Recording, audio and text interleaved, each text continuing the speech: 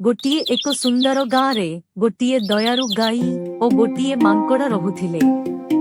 ସେମାନେ ଭଲ ସାଙ୍ଗ ଥିଲେ। ପ୍ରତିଦିନ ସକାଳେ ଦୁହେଁ ଏକାଠି ବୁଲୁଥିଲେ, ଖେଳୁଥିଲେ ଏବଂ ସେମାନେ ଅନ୍ୟ ପଶୁପକ୍ଷୀଙ୍କୁ ସାହାଯ୍ୟ କରୁଥିଲେ।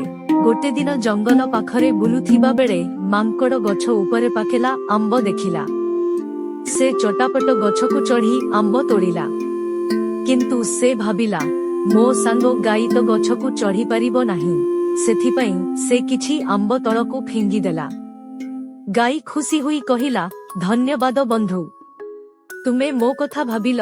କିଛି ଦିନ ପରେ ମାଙ୍କଡ଼ ବହୁତ ତରସିଗଲା। ନଦୀ କୂଳରେ ପାଣି ଥିଲା, କିନ୍ତୁ ସେ ସହଜରେ ପିଇ ପାରୁନଥିଲା।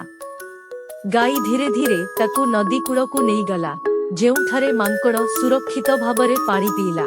ସେହି ଦିନଠାରୁ ଦୁହେଁ ବୁଝିଗଲେ ଯେ ସତ ସାଙ୍ଗ ସବୁବେଳେ ଏକାଠି ସାହାଯ୍ୟ କରିବା।